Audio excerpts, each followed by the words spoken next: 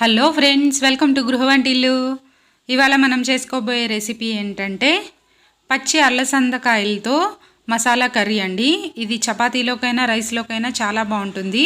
మీరు కూడా ఒకసారి ట్రై చేసి చూడండి. ఎలా వచ్చిందో నాకు కామెంట్స్ రూపంలో చెప్పండి. అయితే రెసిపీలోకి వెళ్ళిపోదామా మరి. దీనికి ముందుగా పచ్చిగా దొరుకుతాయండి అల్లసందకాయలు. వాటిని ఇలా ఒలుచుకొని వాష్ చేసుకొని పక్కన పెట్టుకోవాలండి. చూసారా, పక్కన పెట్టాను నేను. కాయలు ఈ విధంగా ఉంటాయి. వీటినే బ్లాక్ ఐ పీస్ అంటారండి. తర్వాత ఒక మిక్సీ జార్ చేసుకొని ఎండు కొబ్బరి ముక్కలు సన్నగా తరుక్కున్నవి కొంచెం వేసుకోండి. 1 స్పూను ధనియాలు వేసుకోండి. తర్వాత 1 స్పూన్ జీలకర్ర వేసుకోండి.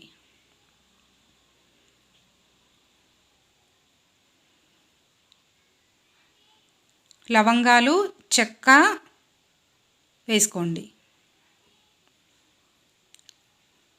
అనాస పువ్వు, స్టార్ అనాసు అండి, అది కూడా వేసుకోండి. వేసుకొని మెత్తగా ఒక వేలక్కాయ వేసుకొని మెత్తగా పౌడర్ లాగా చేసుకోండి. చూసారా, మెత్తగా పౌడర్ చేసుకున్న తర్వాత సన్నగా తరుక్కున్నది చిన్న ఉల్లిపాయ ఒకటి వేసుకొని నీళ్లు పోసుకొని మెత్తని పేస్ట్ లాగా చేసుకోవాలండి. ఇలా చేసుకొని దీన్ని కూడా పక్కన పెట్టుకుందాం.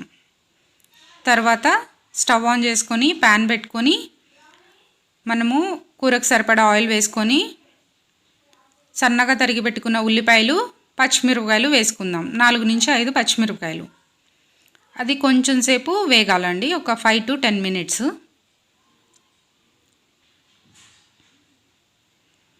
అది కొంచెం వేగింది కదా. ఇప్పుడు సన్నగా తరిగి పెట్టుకున్న బంగాళదుంపలు ఒక 2 అండి, అది కూడా వేసుకొని ఒకసారి కలుపుకుందాం.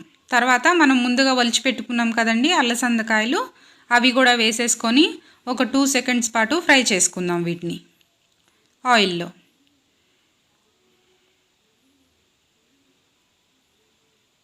తర్వాత ఒక 1/2 teaspoon పసుపు,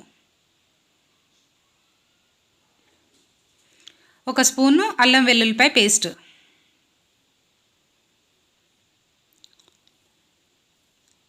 వేసుకొని తర్వాత సన్నగా తరిగి పెట్టుకున్న ఒక టమాటాలు ఒక 2, ఇది కూడా వేసుకొని మనము అల్లం వెల్లుల్లిపాయ పేస్టు టమాటాలు అంతా బాగా కలిసేలాగా ఒకసారి కలుపుకొని ఒక 10 నిమిషాల పాటు వీటిని మగ్గనిద్దాం మూత పెట్టుకొని.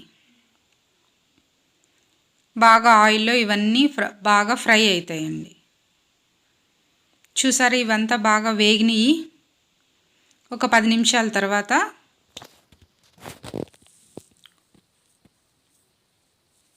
ఉప్పు ఒక 2 స్పూన్లు, కారం ఒక 2 స్పూన్లు, గరం మసాలా పొడి 1 స్పూన్ వేసుకొని కరివేపాకు, సన్నగా తరిగిన కరివేపాకు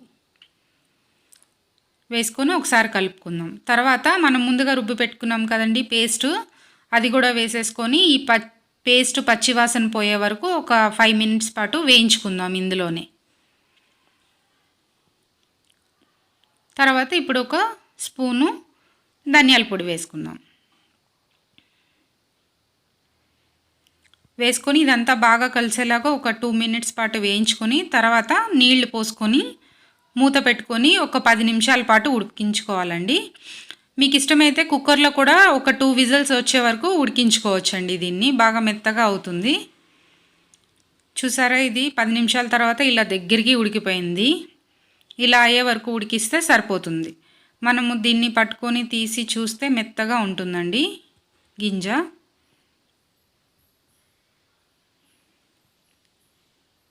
చూసారా, మెత్తగా అయింది. ఇలా అయ్యే వరకు ఉడికించుకోవాలి. అంతేనండి, రెడీ అయిపోయింది పచ్చి అల్లసందకాయల కూర. దీన్ని ఇప్పుడు సర్వింగ్ బౌల్లోకి తీసేసుకుందాం.